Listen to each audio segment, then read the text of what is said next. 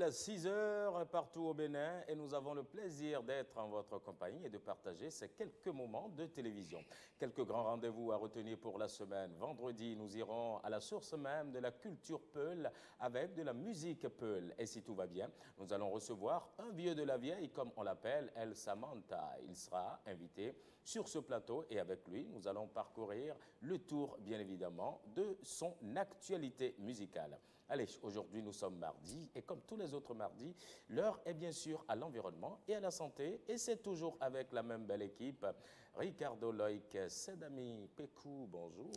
Bonjour Serge Senandé, Ayaka, mesdames et messieurs, amis téléspectateurs, bien bonjour, un plaisir toujours renouvelé de vous savoir nombreux. Rendez-vous donc de cette matinale, 5 sur 7 matin, c'est du lundi au vendredi et nous avons toujours le plaisir de vous tenir compagnie. Vous l'avez dit, Serge Senandé, Ayaka, nous sommes bien mardi, c'est bien le mardi de l'environnement et de la santé. Allez, attention, oui, attention sur les rives au risque d'être emporté par les eaux.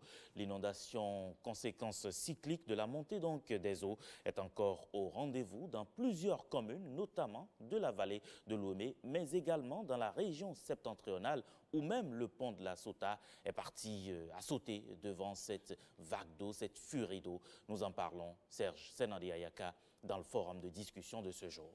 Et puis, vous le savez, à vous nous donnons la parole tous les matins. Dites-nous simplement ce que vous faites pour réduire les effets de l'inondation dans votre localité. Que faites-vous pour réduire les effets de l'inondation dans votre localité? Laissez-nous vos messages, vos commentaires nous intéressent. Vous le savez bien sûr, c'est Facebook, c'est Twitter, mais c'est aussi WhatsApp, 61 19 88 88, 61 19 88 88. C'est mardi, ce n'est pas que l'environnement, c'est aussi la santé. Absolument, et nous parlerons évidemment de la malformation du pénis et de la protection de la prostate. Oui, c'est une question qui devrait pouvoir intéresser bien d'hommes. Restez avec nous, restez justement sur 5 sur 7 matin pour savoir comment est-ce qu'il faut faire, quel type de précautions en réalité faut-il prendre pour éviter un certain nombre de maladies. Et puis, nous sommes toujours dans la semaine de la rentrée scolaire. Aujourd'hui, nous allons pouvoir faire le round-up. Nous irons dans 4 grandes villes du Bénin. Nous irons notamment à Lokossa, à Djougou, à Kandi et puis à Boïkon. Avec nos correspondants, nous allons vous faire vivre exactement comment ça s'est déroulé de l'autre côté, la rentrée scolaire. Ne ratez pas la 3e partie de cette émission. Troisième partie consacrée notamment donc aux enseignements donnés par notre coach formateur. Il nous parlera justement de comment vaincre la fatigue. Et puis 3e heure consacrée également au sport et à la revue de presse. Tout ceci, c'est bien 5 sur 7 matin. Merci de rester avec nous sous la coupole du réalisateur Arnaud Togbenon. C'est tout de suite le bulletin d'information. Mais avant le bulletin, nous allons pouvoir prendre le temps qu'il fait. C'est le bulletin météo tout de suite.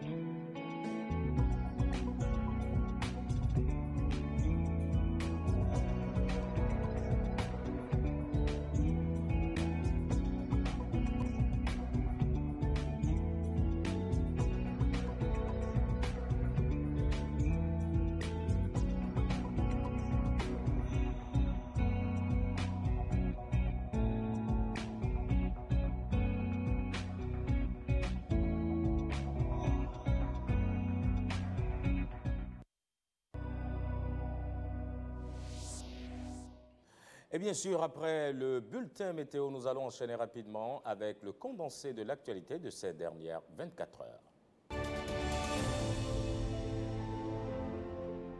Hier, lundi 17 septembre, jour de rentrée des classes sur toute l'étendue du territoire national. Entre joie des retrouvailles et bonne résolution pour l'année scolaire qui commence, le démarrage des cours a été effectif à Cotonou. Contente de retrouver mes amis. Mes impressions elles sont vraiment bonnes parce qu'il est vraiment heureux d'être en famille. Une fois que nous sommes habitués avec les enfants, si nous les retrouvons comme ça nous donne une joie.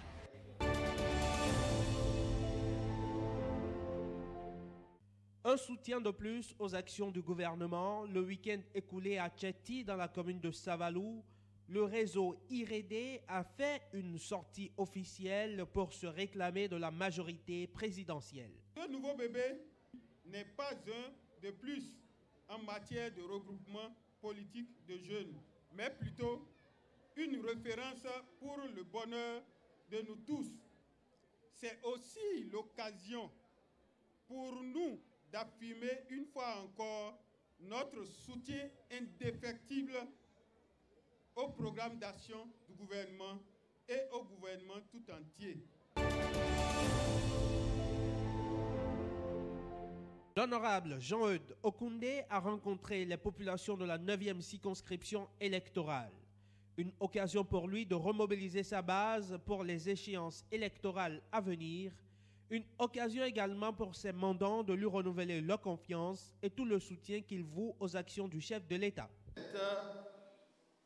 Bien dans votre logique, la logique de participer au développement de notre pays. Et si vous voulez participer au développement de notre pays, vous devez travailler avec celui qui a cette vision. Cette vision, c'est le président Talon.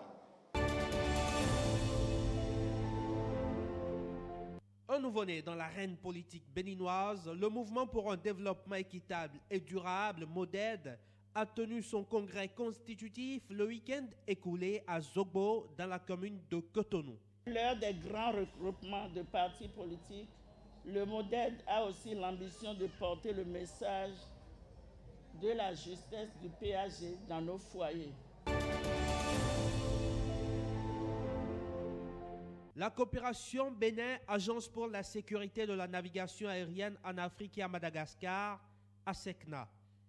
Il en était question au cours d'une audience accordée par le président de la Cour constitutionnelle aux représentants résidents de la dite agence au Bénin.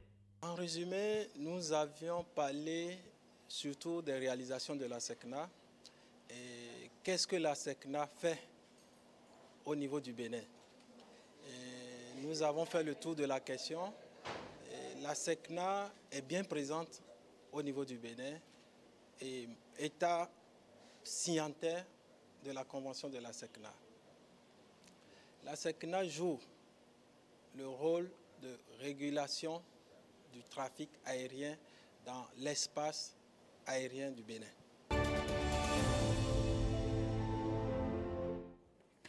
Voilà, c'était à l'instant le flash d'information, le condensé de l'actualité, une réalisation de Nicanor Kovi. La suite de 5 sur 7 matin. Dans un instant, nous vous rappellerons évidemment la question du jour, les paroles de sage, mais également la revue des titres. Mais avant tout ceci, nous marquons une courte pause, le temps de voir si de l'autre côté, les journaux sont prêts.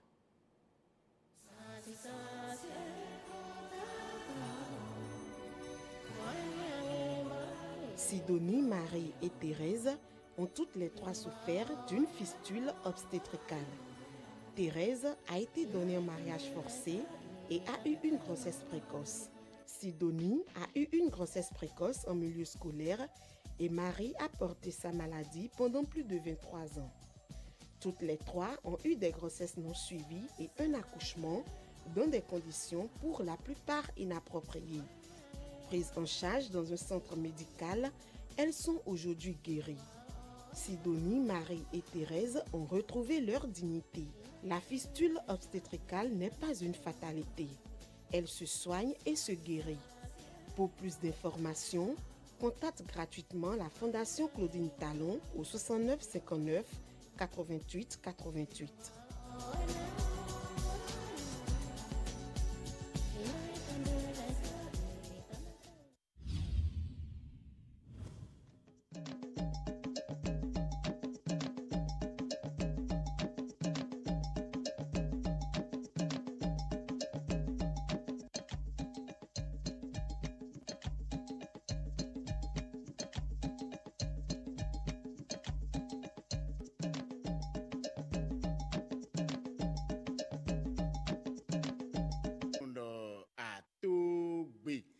mi se moye mi na tro nu wa itengberuko e gba fi nu peno gonu Benin to oton soro tenu mi wa lo dagbe e mi lu na zan bo Benin to be tra inu ko gandie jo amo mi ton e yesu fan bo doji gandi la ipon e fi la meno dagbe yo ndudu abinu sisof note temeteme e do o khade le gesi lo to be fie.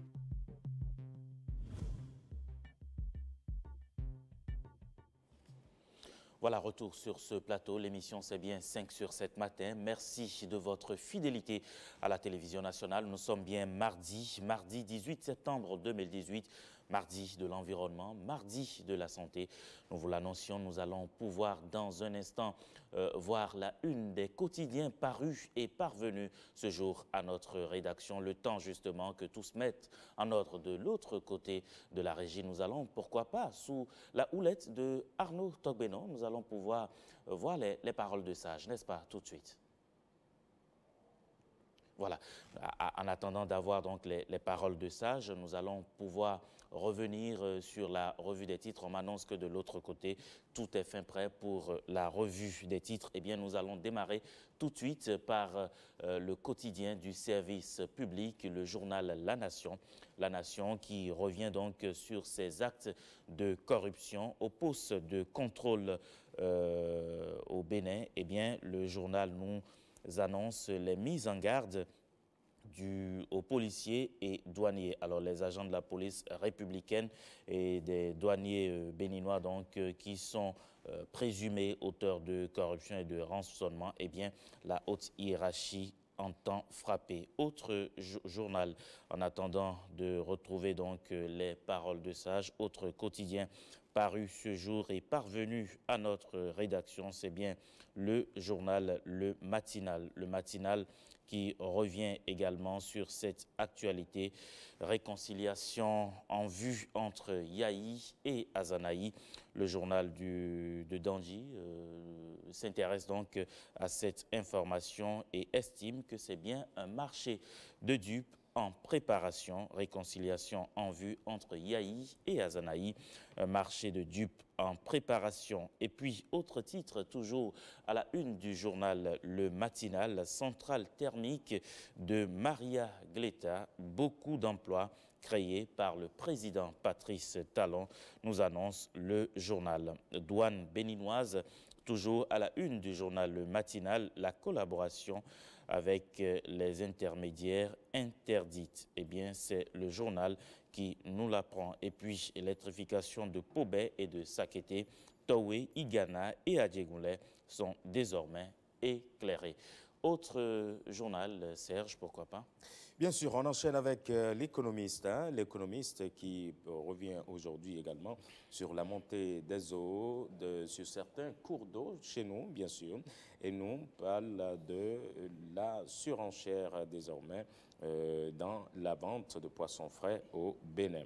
Et puis, développement des cours d'eau au Bénin, le lac Aimé est une richesse mal exploitée, nous apprend aujourd'hui l'économiste. L'économiste qui nous informe par ailleurs que le Bénin s'imprègne de l'expérience de la Chine dans le développement de l'agriculture. Vie des médias au Bénin, l'ORTB fait sa rentrée 2018-2019, surtout à la radio. Awa Sherif, on enchaîne avec lequel des autres quotidiens? La Nouvelle Gazette, Serge, on enchaîne avec la Nouvelle Gazette. Bataille pour les législatives de 2019. Okundé verrouille la 9e pour le président Talon. Et puis la touche particulière également de Pierre Kachon à Banté. Un autre titre à retrouver à la une du journal Manonville, Boiry et Mohamedou Issifou préoccupés par la situation du pont effondré. Un autre titre également à la une de ce journal, première édition du tournoi de football dénommé Challenge ASSJ 2018, Paris gagné pour le président Firmé Ogouchinan et son staff.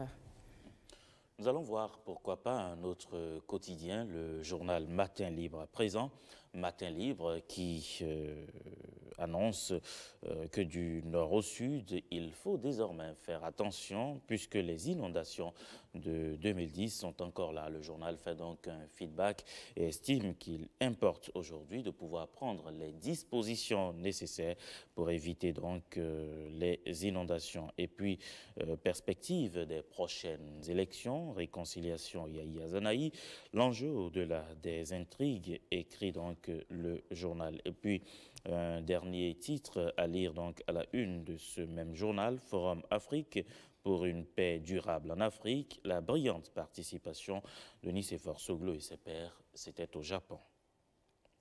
Oh, Chérif, c'est terminé, on dirait bien. Hein? Aujourd'hui, c'est mardi, la vache est souvent maigre, Ah ouais. on va faire avec. C'est bien cela. Allez, merci beaucoup. On vous retrouve tout à l'heure autour de 7h pour la deuxième manche de la revue des titres. On vous rappelle rapidement la question du jour. Que faites-vous pour réduire les effets de l'inondation dans votre localité? Que faites-vous pour réduire les effets de l'inondation dans votre localité? Laissez-nous vos messages, vos commentaires nous intéressent. Partagez-les avec nous sur nos différents canaux d'ores et déjà ouverts. C'est Facebook, c'est Twitter, c'est aussi WhatsApp, le 61 19 88 88, le 61 19 88 88. À propos d'inondation, que nous dit-il justement le sage?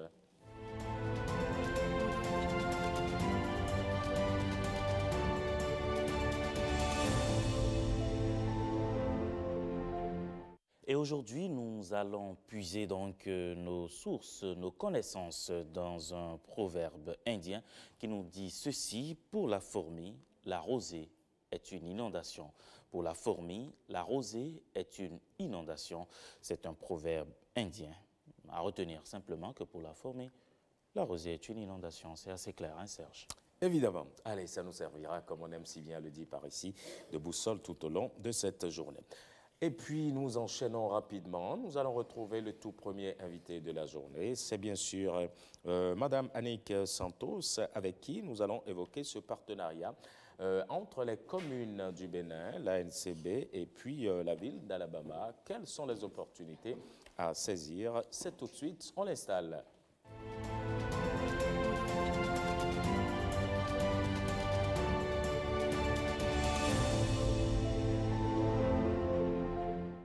Voilà, nous vous l'annoncions à l'instant. Écho des communes ce jour s'intéresse à ce partenariat des communes du Bénin et Albama, bien évidemment. Vendredi dernier, donc, le président de la NCB, le maire Luc Setonji à Trokbo, a signé justement un protocole d'accord de partenariat avec le groupement d'intérêt économique du Bureau de développement Afrique Albama. Eh bien, nous allons pouvoir évoquer les contours de ce protocole d'accord qui a été signé également, ce que le Bénin pourrait gagner justement de ce protocole d'accord. Pour en parler, nous recevons Madame Annick Santos. Vous êtes membre du Bureau de développement Afrique Albama. C'est bien cela, bonjour. Bonjour, monsieur le journaliste. Ça fait plaisir de vous avoir. Vous êtes accompagné également d'une membre également de ce même bureau de développement. Elle aura le temps également dans un instant de pouvoir s'exprimer assez librement pour nous dire un peu ce que le Bénin gagne concrètement de ce protocole d'accord. Un protocole d'accord qui, en réalité, sert à quoi, dites-nous? Merci beaucoup, monsieur le journaliste. Le protocole d'accord que nous avions signé avec l'ANCB est un protocole qui va permettre à ce que nos communes, les communes du Bénin en général, et surtout les communes qui sont sur le trajet de la route des esclaves, puissent être mises sous les feux du projecteur, qu'on puisse les promouvoir, qu'on puisse leur donner de la visibilité pour restaurer l'histoire. Et cette histoire qui est rattachée à la communauté d'Africa Town en Alabama grâce à notre aïeux Kodjo Oluwale Lewis. Le deuxième aspect de cette collaboration, c'est de pouvoir permettre à ce que les communes du Bénin puissent être jumelées à des communes de l'État d'Alabama pour une coopération fructueuse. Pourquoi cela? Parce que le 5 mai 2004, les deux chambres des États d'Alabama, la Chambre des représentants, ont signé un protocole. On va dire, c'est plus qu'un protocole, c'est une résolution. La résolution HJR 25, qui a mis notre pays leader de tous les pays de la zone subsaharienne. Et les dispositions de ces résolutions prévoient, sur le plan culturel, sur le plan touristique, sur le plan économique, sur le plan des communes, sur le plan des affaires, des dispositions assez intéressantes pour notre pays. Et depuis que cette résolution a été signée, en dehors de la mairie de Ouida, que l'ancien feu John Smith lui-même avait jumelé à la ville de Prichard, en 2013, nous avons pu jumeler la mairie de Cotonou à la mairie de Tuskegee. Et c'est tout. Donc, nous avons, dans ce partenariat, voulu remettre tout ceci en ordre. Et par rapport à cela, nous étions en collaboration, en échange avec l'ANCB depuis un bon moment, vraiment un bon moment, pour voir dans quelle mesure nous pouvions permettre aux structures qui ont été identifiées au travers des dispositions de la résolution HJR 25 puissent être informées du contenu de cette résolution et du mécanisme que nous pouvions mettre en place pour faire bénéficier notre pays. Donc c'est vraiment dans ce cadre que nous avions finalisé le travail qui a commencé depuis plusieurs années avec l'ANCB. Ah d'accord. Et vous vous faites accompagner justement ce jour par Mme Théola Bright, qui nous a fait l'honneur d'assister à la cérémonie d'honneur que nous avions co-célébrée avec la mairie de Bantay pour restaurer la mémoire de notre aïeux Kojo Lewis. Donc elle est descendante de la communauté d'Africa Town créée par Feu Kojo Lewis en Alabama et elle est la vice-présidente du groupement d'intérêt économique Butal. Un nouveau partenariat en réalité qui devrait pouvoir booster, madame, je dirais, les communes du Bénin en réalité et puis Alabama. Voilà. Elle parle plus anglais, donc vous allez pouvoir d'une façon ou d'une autre traduire tout ce qu'elle nous dira. Okay, je parle le français un peu. Un peu, d'accord. With your permission, I'd like to speak in English. Yes, yes. Okay. And as a member of the Budal group, I was invited here for the celebration in Bantay. Yes. With the mayor and the king of Bantay. They were honoring Kojo Lewis, who was a slave that was brought over to America. And when we were freed, and he was brought over at a time, they made a bet that they could bring more slaves over even after the slaves were freed. And Kojo Lewis is on the Catilda, the last slave ship.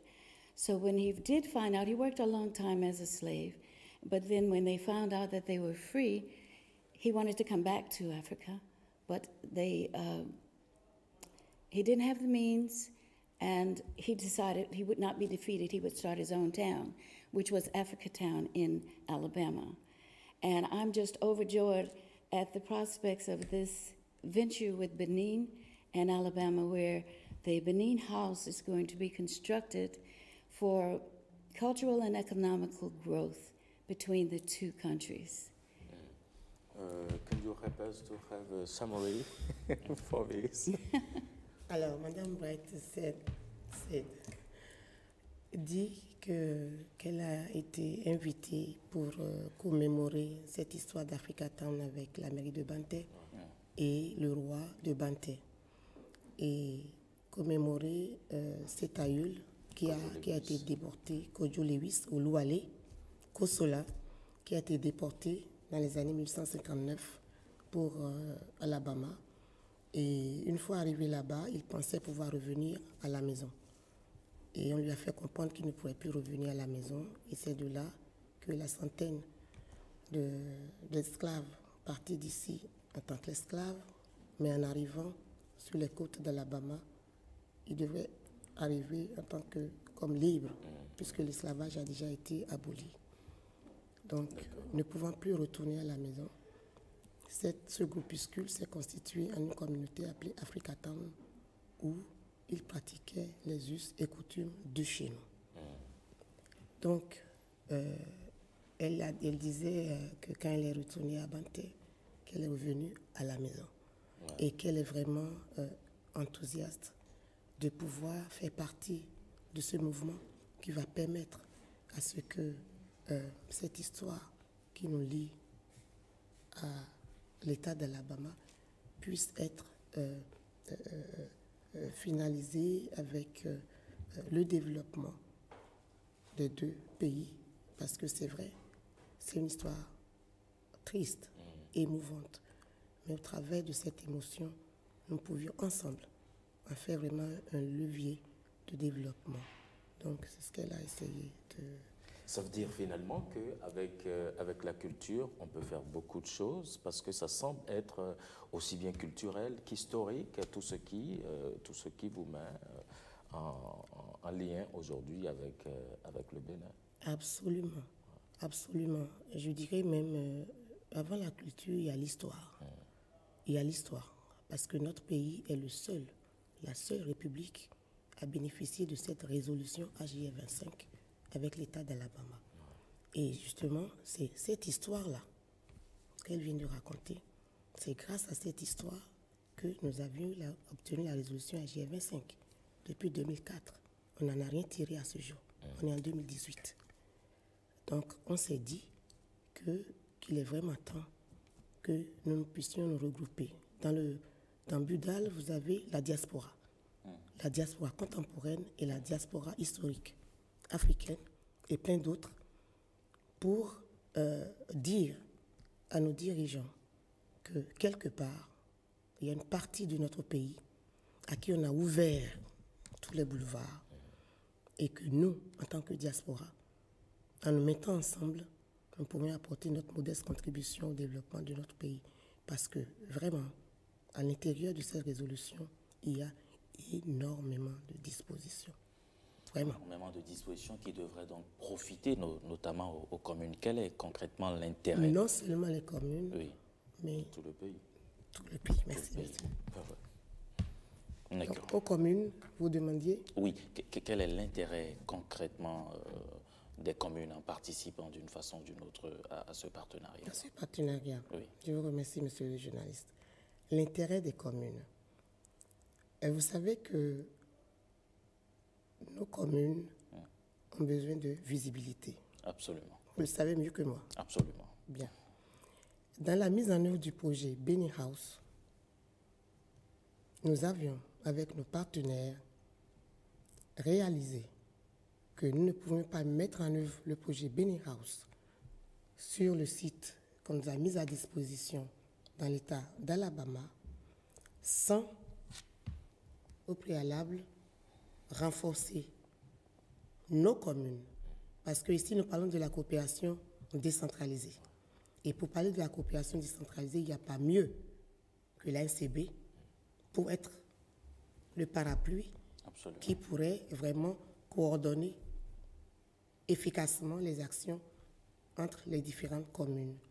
Et une fois qu'on aura sensibilisé les communes par rapport à l'intérêt que nous avons là-bas, les communes seront disposées à suivre le mouvement et à partir de ce moment, le résultat serait un résultat efficace pour notre pays.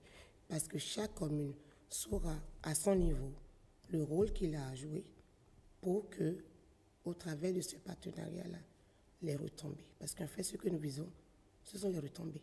Absolument. Et comment leur permettre de ne pas rester là-bas définitivement, mais de rentrer à la maison et d'y investir. Donc, et pour cela, nous devrions vraiment travailler en collaboration avec l'ANCB pour que ce décollage ne le rations pas. Ouais. Est-ce que vous avez eu comme l'impression que vous avez obtenu oreille attentive à tout ce que vous avez comme vision, comme projet, surtout historico-culturel hein, de tout ce projet. Est-ce que les gens se sont montrés sensibles à ce que vous apportez aujourd'hui comme impulsion, comme dynamique à ce projet? Ce projet, vous parlez du projet Beni House ou du partenariat? Bien sûr. Du projet Beni House, parce que vous ne l'avez pas cité, c'est pour ça que j'ai besoin d'être très bien. Oui, monsieur le journaliste. Le projet a été plébiscité. Nous avions réalisé qu'il y a encore de la communication à faire autour parce que beaucoup n'ont pas vraiment pris la mesure, l'ampleur de ce projet et les retombées de ce projet pour notre pays. Donc, le programme de 3 jours qu'on a eu à appliquer nous a permis de prendre vraiment le pouls de la population. On s'est rendu compte que la demande est forte de pouvoir parler davantage de ce projet-là, de son intérêt pour notre pays et de tout ce qui pourrait en découler. Parce qu'au-delà du projet, c'est le Bénin qui sera vendu, qui sera promu, non seulement dans l'État d'Alabama, mais dans tous les États-Unis. Parce que, justement, les dispositions, je vais toujours à la source, les dispositions de la résolution HDV5 vont permettre à ce que nos produits qui respectent les normes Agora puissent être vraiment promus là-bas. Et en les promouvant, c'est que nos frères et sœurs de cet État-là, qui ont la soif de rentrer, qui n'ont pas le courage de rentrer, seront incités à rentrer parce qu'ils vont voir que sur le terrain, ce qu'ils ont laissé sur le plan culturel, sur le plan touristique, sur le plan économique. Parce que je vais vous dire, vous n'allez pas être dépaysés en Alabama. Les grands-mères cultivent vraiment notre tradition, la gastronomie bien africaine, les tenues, comme vous le voyez, hein, elles sont toutes habillées dans notre tenue. Donc c'est pour vous dire quoi? C'est pour vous dire que nous n'avons pas besoin de faire du marketing. Le terrain est favorable pour que nous puissions promouvoir notre culture, promouvoir dans toute sa diversité. Parce que notre culture, elle est bien riche. Elle est riche. Bah ouais. Donc voilà l'intérêt, oui. Voilà. Mais ce protocole d'accord est désormais une réalité, c'est signé, il y a ce partenariat qui existe désormais. J'ai bien envie de savoir quelle sera la suite à l'opérationnel. Comment est-ce que vous comptez vous y prendre? Merci beaucoup, monsieur le journaliste. Avant notre départ, nous allons avoir une première séance d'information, comme je vous l'ai dit, avec l'ANCB par rapport aux premières étapes du processus et aussi réunir, comme je l'ai dit, toutes les communes qui sont tout le long du trajet qui conduit à Ouida. Parce qu'ils sont partis de Ouida. Absolument. Mais de l'intérieur du pays, ils ont fait une traversée. Oui. Cette traversée a besoin d'être connue, a besoin d'être promue. On a le devoir d'œuvrer à donner de la visibilité à cette traversée-là. Donc, toutes ces communes, nous allons les rencontrer avant notre départ pour échanger avec les communes, leur porter le message ensemble avec l'ANCB et pour leur faire comprendre qu'à partir de cet instant, la feuille de route qu'on va suivre pour arriver à l'objectif que périodiquement, nous puissions, en rotation, promouvoir cette histoire. Telle année, ça va être la commune d'Abomey, puisque à l'époque, c'est le royaume du Dahomey. Donc, il n'y avait pas les petites communes que nous avons. Aujourd'hui, c'est vraiment le royaume. Et aujourd'hui, toutes les communes qui sont à l'intérieur et qui ont, on ne va pas dire participer, mais qui ont été rattachées Qui ont des liens avec la route de l'esclave. Voilà, avec la route de l'esclave. Retourner sur les traces, en fait. Vraiment retourner sur les traces. Non seulement retourner sur les traces, mais donner de la visibilité à ce tracé-là, le promouvoir. Et maintenant, en faire réellement un vrai lieu de mémoire et de promotion. Tout simplement. Tout simplement. J'aimerais bien demander quand même à Madame, you are back to your roots. How can you encourage other people to come back? Well, I was thinking of the movie The Black Panther, where there's only a few people, they only had to pay a small amount to go see the movie.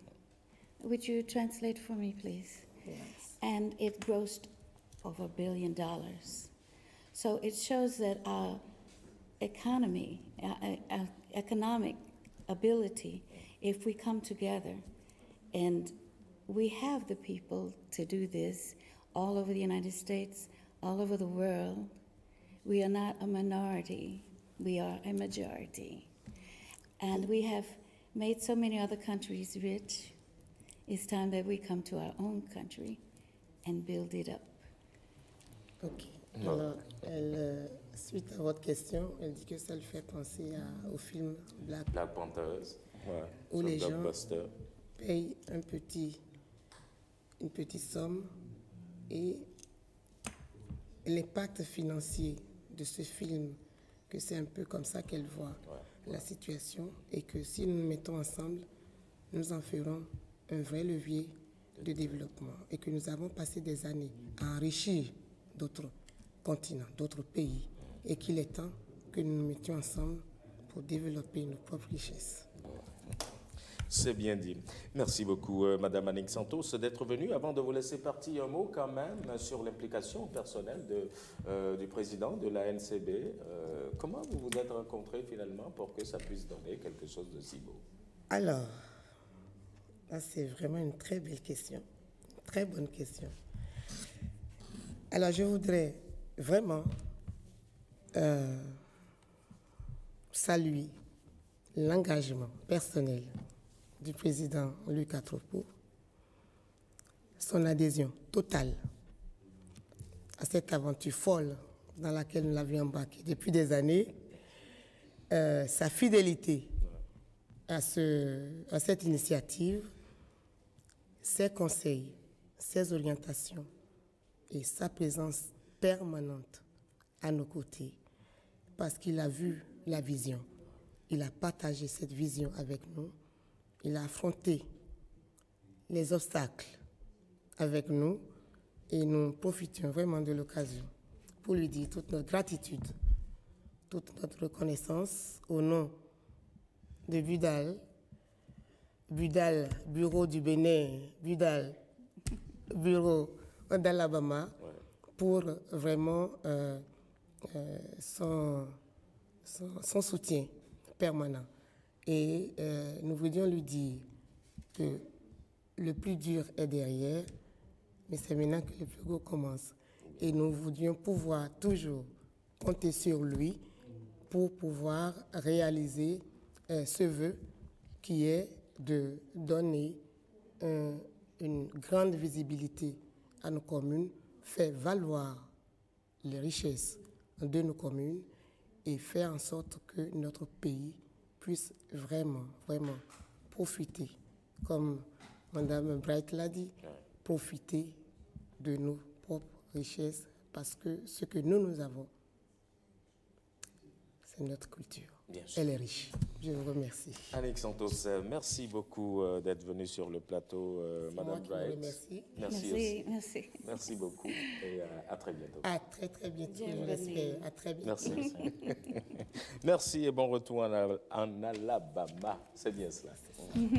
Allez, on va vous parler maintenant de santé. Vous le savez bien sûr, c'est mardi, c'est le mardi de l'environnement, c'est le mardi de la santé surtout. Et puis, il faut retenir simplement qu'elles posent assurément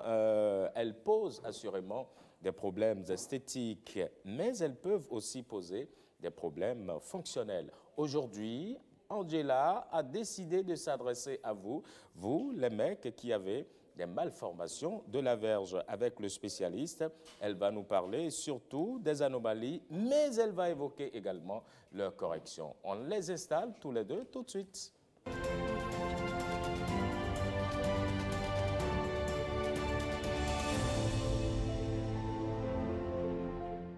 Mardi de la santé sur 5 sur 7 matin, nous évoquons justement cette réalité de la malformation du pénis et de la protection donc de la prostate. Qu'en est-il en réalité?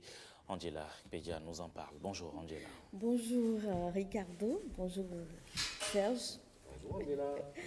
Alors, mesdames, messieurs, c'est un plaisir d'être avec vous ce matin. Merci donc à la toute-puissance de nous permettre de nous intéresser à la santé de l'appareil génital mâle. Vous le savez, pour l'homme, son essence même est dans son sexe. Et lorsque finalement ce sexe-là a un tout petit peu problème, lorsqu'il vient à être malade ou en panne, l'homme se sent diminué. C'est sa virilité qui est vraiment touchée. Aujourd'hui, nous parlons des malformations du pénis dans le cadre donc de la journée mondiale de la prostate, et donc à la fin nous interrogerons sur comment protéger sa prostate. Alors Ricardo, ne soyez pas stressé, hein, mais dites-moi, est-ce que vous avez remarqué que vous êtes tendu quelque part? Quelle question? Je ne demande pas ça à Serge, parce que pour Serge, je sais. Ah bon? Ah oui, pas de malformation. Vous n'avez pas encore d'enfant, rien du tout. Rassurez-vous, il n'y a pas de problème. D'accord. Alors, nous en parlons justement avec le docteur Magloire Yevi. Il est urologue et assistant au CNHU de Cotonou. Bonjour. Bonjour. Oui, assistant à la faculté de médecine. Et vous êtes au CNHU de Cotonou. Voilà. Bonjour. Bonjour. Alors, nous parlons du pénis et en tant que tel, j'aimerais que l'urologue que vous êtes, vous nous aidiez à définir ça de façon scientifique. Bonjour. Le pénis est un organe génital masculin. La femme n'en a pas. Le petit clitoris, c'est pas... Oui, le petit clitoris n'est que le résidu de ce qui aurait pu devenir le pénis. D'accord. Donc, par des phénomènes hormonaux. Donc, c'est l'organe génital masculin qui permet à l'homme d'avoir des relations sexuelles lorsqu'il est en érection, et en même temps qui permet à l'homme d'uriner, parce que le canal qui permet de faire passer le sperme pour enceinte la femme sert en même temps de canal pour évacuer les urines. C'est un organe phallique qui symbolise l'autorité de l'homme, parce que déjà dès l'enfance, la petite fille et le petit garçon vont constater cette différence, et l'homme exprime déjà son autorité par la capacité d'étendre un organe érectile qu'on appelle le phallus, pour parler du terme philosophique. Le phallus qui est symbole d'autorité, qui permet à l'homme donc de s'affirmer et de se différencier par rapport à la femme. Vous êtes sûr que vous êtes, grâce à ça, plus autoritaire que nous? Enfin, bon, l'autorité, c'est chez vous. Entre griffes, ça permet à l'homme. Ça, c'est un autre débat. Oui. Alors, quelles sont les malformations dont cet appareil peut souffrir? Pourquoi vous riez? Quelles anomalies! Il arrive bien souvent qu'on rencontre des enfants et des adultes d'ailleurs qui ont des malformations qu'ils ont dû garder cachées pendant toute leur adolescence. Et c'est peut-être pendant le moment où ils doivent faire des enfants et que les rapports sexuels s'avèrent difficiles, ou parce qu'ils ont honte qu'une femme découvre leur anomalie pénienne, qui vont venir nous voir en consultation. Donc, il y a plusieurs malformations qu'on peut avoir au niveau du pénis. Nous avons des malformations de position de l'urètre, du méa urétral. C'est-à-dire l'endroit par où les urines sortent s'appelle le méa urétral. Le méa, donc, peut se retrouver, au lieu de se retrouver au niveau du gland, je vais rapidement décrire le pénis. Le pénis a est composé de l'urètre qui est au milieu, entouré par On devrait avoir des images, non? Les images passent déjà. Ah, d'accord. Oui. Donc, on a l'urètre au milieu qui est entouré par les corps spongieux, englobé par les corps caverneux à gauche et à droite, et le tout recouvert par une peau, mais les corps spongieux ont un renflement au bout du pénis qu'on appelle le gland. C'est ça qu'on appelle la tête du pénis en langage familier. Et donc, le méa, qui est l'orifice par lequel les urines vont sortir, s'abouche au niveau de l'apex du gland. Mais chez certaines personnes, malheureusement, ce méa va se retrouver en position ventrale, c'est-à-dire sur le pénis en érection. Vous allez voir le méa qui va s'aboucher en bas du pénis. Ah. Oui, bien sûr. C'est visible, c'est bien visible, bien sûr. Vous avez des méas qui vont se retrouver sous le gland, d'autres qui vont se retrouver dans la partie... Faites déjà attention. Si on découpe le pénis en 3 parties, la partie antérieure, la partie médiane et la partie postérieure. Les parties qui sont très postérieures, qui peuvent se retrouver entre les 2 testicules. Voilà, on les appelle les épispadia. Les hypospadia, pardon. Les hypospadia. Donc, c'est des anomalies qui peuvent être remarquées chez les enfants déjà à la naissance. Et généralement, ça peut être négligé. Et c'est la malformation la plus fréquente. Tenez, voilà ce que vous avez sur l'écran. Vous avez un méa qui est périnéal. Vous avez souvent caractérisé par une malformation de la gouttière qui fait le lit à l'urètre et une malformation de ce qu'on appelle le prépuce, qui est la membrane qui recouvre le gland, qui va se transformer, se déformer en tablier de sapeur évasé comme une jupe qui recouvre le gland, et une courbure de la veste qui va être associée très bien, comme le montre l'image que vous voyez là sur l'écran. Donc les courbures aussi. Les courbures, voilà. Donc voilà, il y a une association de courbures. Ou à droite, oui, c'est des malformations. Des malformations. On peut avoir une courbure vers la gauche, une courbure vers la droite, une courbure vers en haut, une courbure vers le bas. Et chez certaines personnes, avec d'autres problèmes qui vont venir plus tard, vous avez des doubles courbures. Donc, et quelles peuvent être les conséquences de ces malformations sur la santé reproductive de l'homme? Vous savez qu'au cours de rapports sexuels, au cours de l'éjaculation, le sperme est déposé à jet puissant sur le col de l'utérus de la femme. Donc, il faut que le méa soit normalement en position apicale. Du coup, lorsque le méa est en bas ou en haut, dans ce cas, par exemple, épispadia, lorsque le méa est en bas, vous comprenez avec moi que le sperme ne va pas se déposer sur le col, mais plutôt sur la paroi vaginale. De quoi ne pas avoir le résultat. Et déjà, un pénis mal formé n'est pas un pénis aisé pour avoir des rapports sexuels satisfaisants. Non, parfois, même quand c'est un peu courbé, parfois, même quand c'est un peu courbé, ça arrange parfois la femme, puisque on ne sait pas, on ne sait jamais. Il y a des parois que ça doit toucher là-bas, c'est ça? Parfois, c'est ce que vous nous expliquez, là. Enfin, il faut dire que... Quand la courbure n'est pas exagérée, parfois... Oui, mais il faut dire qu'il y a certaines courbures qui sont plutôt dues à la façon dont nous positionnons le pénis dans nos caleçons. Voilà. Vous savez, quand on était petit, on avait des caleçons très petits et qui nous resserraient beaucoup. Et le pénis était obligé d'être tordu dedans. Ça fait qu'avec le temps, il y a cette courbure qui va être constatée chez plusieurs Africains, généralement. Voilà. Mais quand on est souvent anti-caleçon, le pénis a la chance d'être droit tout le temps, donc reste droit. Donc ça, c'est pas une anomalie. Permettez-moi cette sortie de route-là quand même. Hein. Oui. Ça suppose que les petits caleçons ne sont pas bons, c'est ça? Oui, quand on est petit, c'est bon. Quand le pénis est encore petit, c'est bon. Mais quand on commence à grandir, il faut mettre des caleçons. Il faut mettre des caleçons qui permettent de mettre, voilà. Respirer, de faire respirer. De faire respirer le pénis, parce que c'est un organe tellement noble qu'il faut lui donner assez de place et lui donner de l'oxygène. C'est pour le bien des femmes. Hein, bon, et ce que je voudrais dire par rapport à tout ce que vous venez de dire, est justement parler des causes. Vous avez dit que parfois, à cause des caleçons, enfin des sous-vêtements, on peut avoir de petites courbures. Mais en dehors de ça, est-ce qu'on est avec ces malformations ou ce sont des malformations qui parfois sont acquises? Je commençais à parler des malformations, donc je n'ai pas de l'épispadia. Il y a l'épispadia où plutôt le méa va s'aboucher sur le dos du pénis, c'est-à-dire en haut du pénis lorsqu'il est en érection. Et ça s'associe souvent à une malformation de la vessie qu'on appelle l'extrophie vésicale. C'est des vessies à ciel ouvert. Donc on peut voir le fond, les méas urétéraux et tout ça. On peut avoir des méas, des micro-pénis. Les pénis qui sont tellement petits. Lorsque l'enfant naît, la taille du pénis doit faire 3 cm au moins.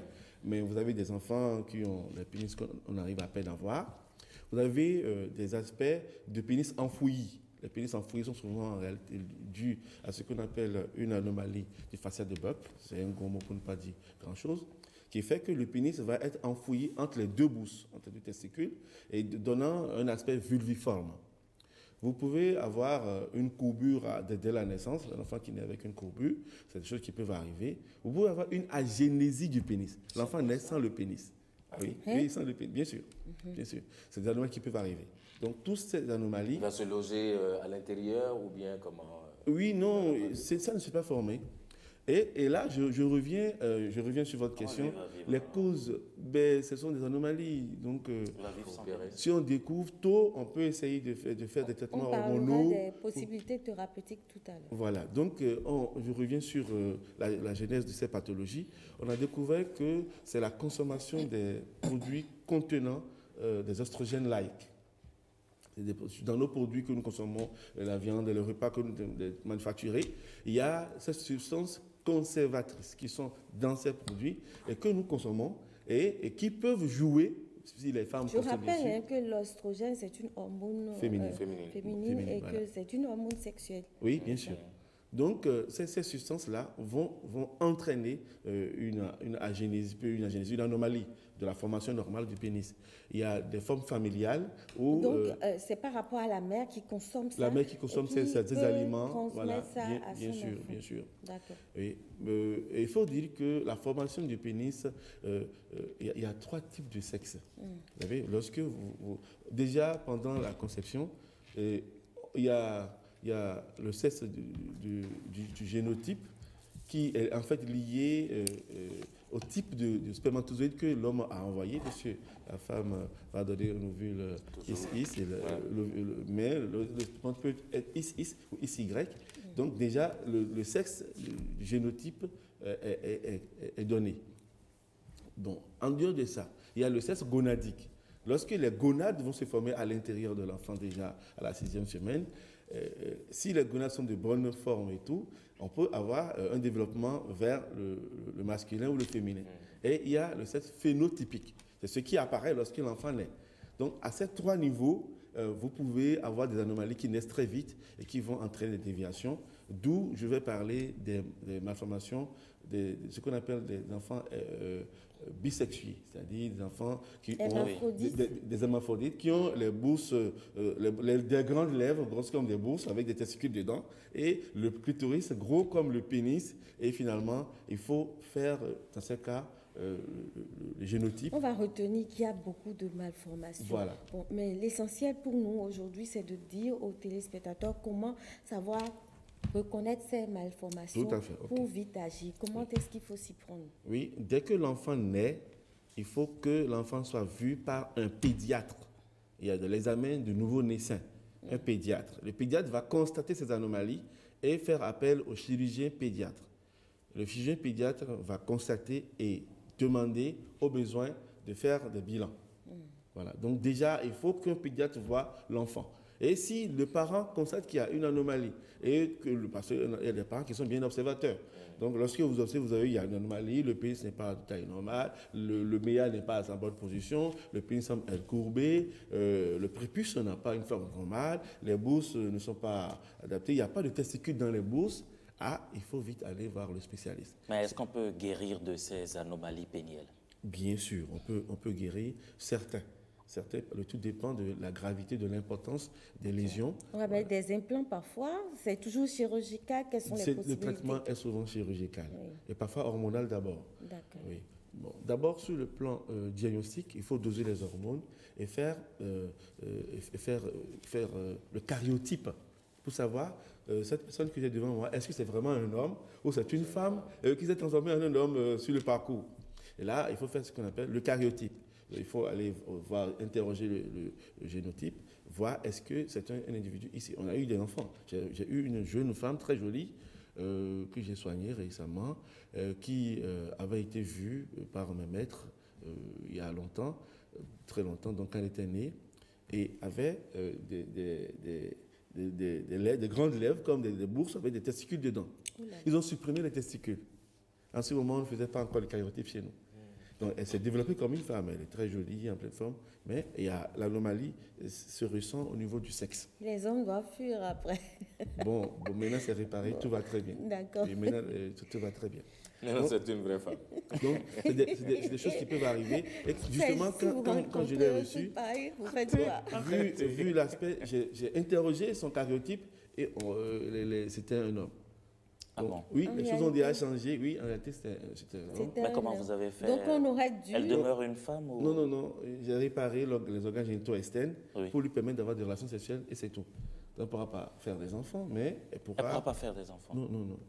Parce que à l'origine, c'était pas... Voilà. Donc, quand on a supprimé le testicule, les choses se sont passées comme si elle était une femme, s'il était une femme, et puis après, voilà. Et donc, ces malformations, ces anomalies peuvent agir en réalité sur ces êtres-là qui ne pourraient éventuellement pas... Ce que le docteur essayait d'expliquer, c'est qu'en réalité, on aurait dû faire le cariotype dès le départ. Dès le départ, avant d'intervenir. Voilà. Comme ça, on sait ce qu'on supprime finalement. Voilà. C'est ça, non? Oui, bien sûr, c'est bien exactement ça. Alors, il n'y a pas de prostate, de pénis sans prostate, c'est ça? Bien sûr, oui.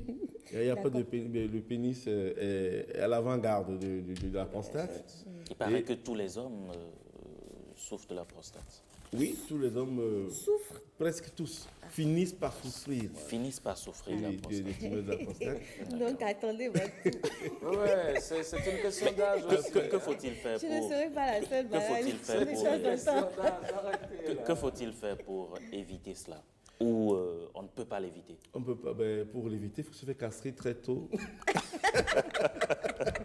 Et là, c'est terminé. C'est terminé. Il n'y a plus pratiquement de risque puisque c'est une tumeur. Les tumeurs de la prostate sont nourries essentiellement par une sécrétion mâle qui fait de nous des hommes, bien sûr, qu'on appelle la testostérone. Donc, qui entraîne le bon développement de la prostate et qui permet d'avoir un bon sperme et de pouvoir faire des enfants. Donc, si vous vous castrez tout, les eunuques, généralement, ne font pas cette tumeur-là. D'accord. Mais on peut essayer de réduire un peu le risque. Vous pouvez nous donner quelques conseils le risque. Déjà, à partir de 45-50 ans, il faut voir son neurologue une fois par an et se faire dépister. Il y a un bilan classique que nous faisons pour voir on en est où, est-ce qu'il y a des difficultés urinaires, est-ce que sur le plan fait il y a des lésions, des aspects qui peuvent évoquer un cancer ou pas, est-ce que on dose ce qu'on appelle le PSA, c'est l'antigène spécifique de la prostate qui permet de voir est-ce que c'est une prostate qui fait évoquer un adénome ou un cancer. Donc tous ces éléments-là, chaque année, une fois par an. À partir d'un certain âge, à partir de 45 ans, une fois par an, vous voyez votre urologue, ça vous permet... Il vous reste un peu. Encore 2 ans. De savoir sur quel terrain on est et de décider très tôt de prendre en charge le patient. Vous êtes loin de ça. Parce que même si vous avez le cancer, quand c'est découvert tôt, on peut vous faire une prostatectomie radicale, on enlève la prostate en bloc et ça vous permet de guérir de cela. Bon, après, vous ne pourrez plus faire des enfants quand vous avez opéré, mais vous allez avoir votre vie, vous allez avoir votre sexualité et votre mission. Et c'est déjà suffisant pour vous. C'est quand on ne le découvre pas tôt que cela agit sur les relations sexuelles, c'est ça? C'est malheureusement, non, ça donne même la mort. C'est malheureusement l'habitude de nous, les Africains en général. On attend, on n'a pas les thérapeutes, on a vu les thérapeutes, les fétiches, etc.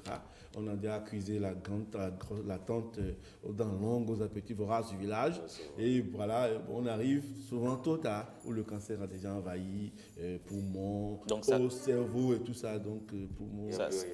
Ça voudrait dire, docteur, que jusqu'à 45 ans, vous n'avez pas de difficultés, vous n'avez pas de problème. Généralement. On a eu dans notre service aussi un jeune qui, avant 40 ans, a fait un cancer d'emblée et puis mortel.